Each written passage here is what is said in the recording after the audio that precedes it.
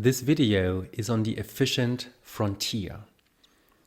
So we want to understand why the efficient frontier is made up of maximally diversified portfolios. Suppose the investable asset universe consists of n assets.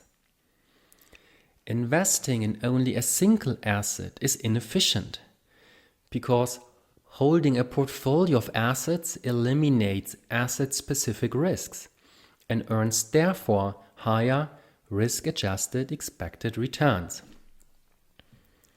Looking at only two assets, we can always connect the mu-sigma coordinates via a connecting parabola. Doing that in a systematic way requires to seek portfolios that pay off the highest expected return for a given level of portfolio risk.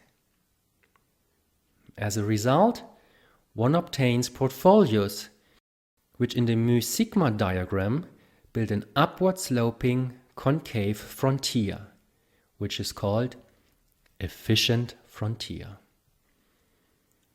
A portfolio on the efficient frontier offers the maximum diversification benefit and exposes an investor to the least amount of risk for a particular expected target return. The furthest left efficient portfolio is called the global minimum variance portfolio. It's the portfolio of risky assets with the lowest possible volatility.